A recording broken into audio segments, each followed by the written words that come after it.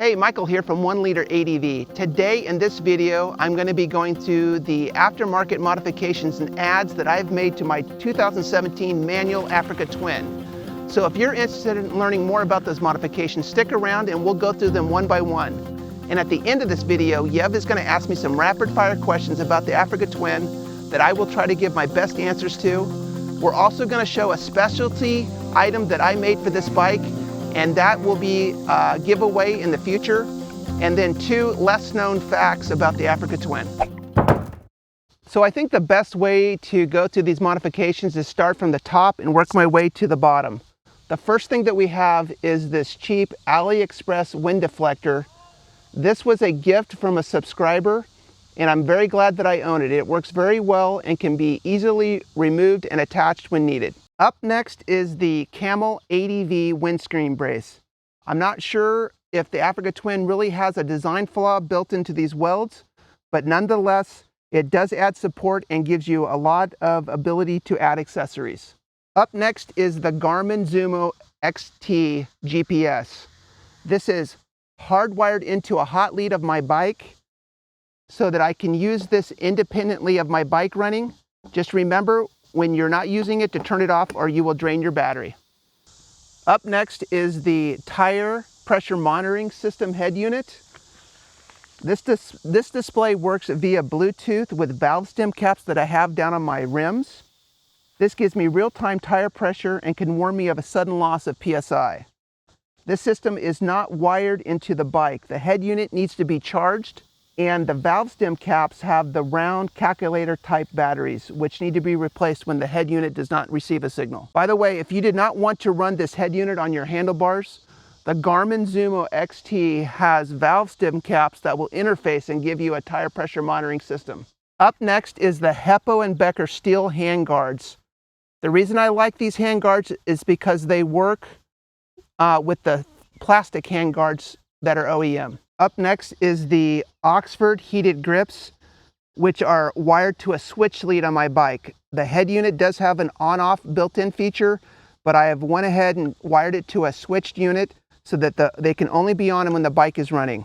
Up next is the Kaoko throttle lock. Since the Africa Twin does not have cruise control, I've added this throttle lock, which replaces the bar end weight and also cooperates with the Hepco&BECKER steel handguards. Up next is the dual USB charger that is wired to a switched lead on my bike.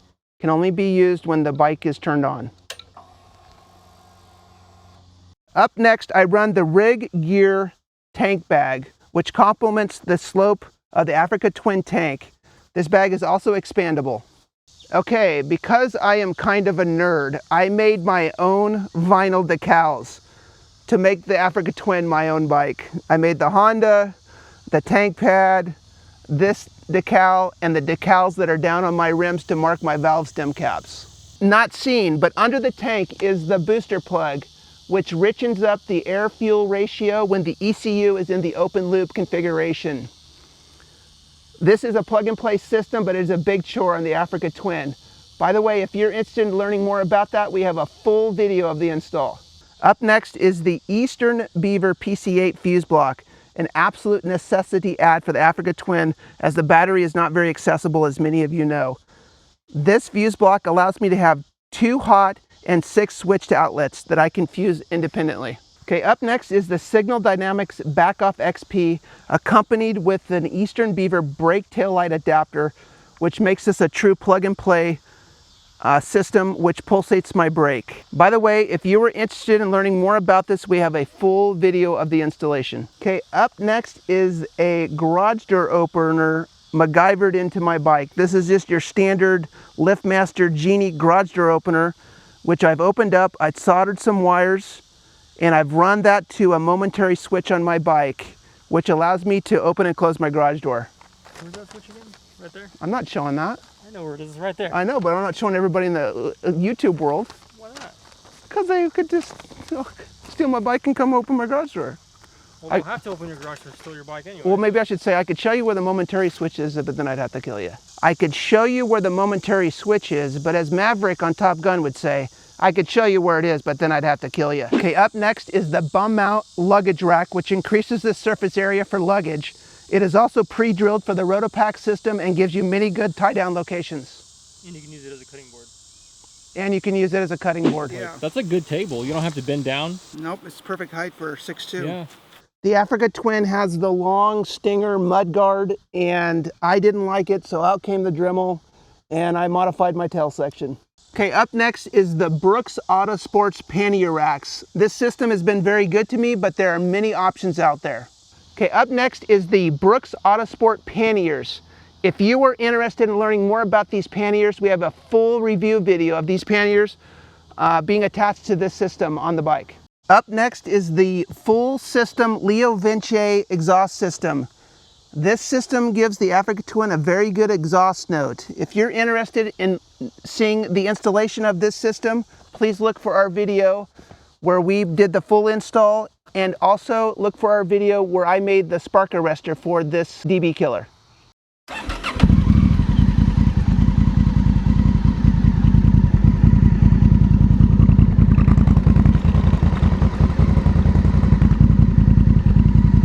Okay, up next is the Cyclops Aurora light kit that is a true plug-and-play system for the Africa Twin. If you're interested in knowing more about this install, please look for our video where we did the full review. Up next is the Black Dog CycleWorks radiator guards. Okay, up next is the Rox Risers front fender kit. And this gives the Africa Twin the much needed clearance under the front fender, especially in the back. Next, I added the Outback Motortex mid-crash bars. The center bar that goes between the bars had to be slightly modified to work with the LeoVince header pipe larger diameter. Up next, the add of the Bumot Defender skid plate. So the reason that this is one of my favorite adds is I feel like it just gives ample protection for every location on your Africa Twin. And I just really like the look of it. Okay, up next are these cheap AliExpress bolt-through foot peg expanders. These just bolt right through the OEM foot pegs. They're still there. They just bolt through and increase this platform significantly. Okay, up next is the CAMELADV left foot peg support bracket. This gives this foot peg ample support to not break off because this is cast aluminum. It did have to be slightly modified to work with the LeoVince larger diameter header pipes, and the skid plate had to be slightly modified to cooperate as well. Okay, the next add, and I think it's an absolute necessary add for an adventure bike, is the center OEM center stand. Makes maintenance so much easier, flat tires, and just a myriad of other things. Okay, so the last add is that I run the Motoz Tractionator GPS tires. I typically run them in the 50-50 configuration, but recently I flipped this back wheel around so it's running in the mostly off-road. Okay, so Africa Twin tip number one, and I don't know if this is a tip, I just don't hear a lot of people talking about it, but the reason that the 17 is a great motorcycle is because the traction control can be turned off on the fly as you're riding. If you hold your trigger down, you can turn it on or off, or you can dial down the settings in the street mode from 3 to 1. So the other tip for the Africa Twin, and I don't hear a lot of people talking about this, maybe people know, is that this cable right here can be looped through your D-ring, and then it can be hooked to this hook right here, and then you can put your seat back on, and then your helmet is secure while you're not around your bike. Okay, so here is the big reveal of the specialty item that I made for my bike. Homemade thumb screws, which allow you to be able to remove your pillion seat without any tools. So stay tuned for the future giveaway. 3D printed thumb screws, which allow you to remove your pillion seat without any tools. Okay, Michael, it's time for me to do some questions here, okay? So question number one is, if you could pick one more mod, it's like your last mod ever, for this bike, what would it be? You know, I think what I would do is I'd love to take this bike to a suspension guru and have this bike sprung on the forks and the rear spring for my weight and have that person set up my sag and rake, where this bike is just can just be set up for my weight and my riding style. Okay, the next question is a little more interesting. If you could pick any BDR today, for free, whatever, you get to go there, which BDR would it be? And if you couldn't take the Africa Twin, which bike would you take? Oh my. Okay, so I think the BDR that I would choose would be Wyoming. Okay. It's the newest one and it's the most remote, and I have a desire to ride the Wyoming BDR. And if I couldn't take my bike, I'd be a little bit upset, but if I could have any bike waiting there for me, I could just throw my leg over to it. Let me guess. Suzuki V-Strom. I was gonna say the Pan America. No, just kidding. No, so if I could choose any bike, it wouldn't be the V-Strom, I'm sorry.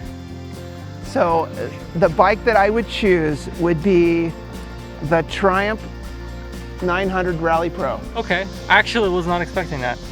So I thought you were gonna say like a Tenere 700 or something. That would be a good choice as well. But I really want to, well, first of all, we're 1 liter ADV, and the Tenere is just, I mean, you just, Not a liter bike. It's not a liter bike, so, but you know, the 900 isn't really either a liter bike, so I guess I'd have to choose the 1200 Yeah. Triumph Okay.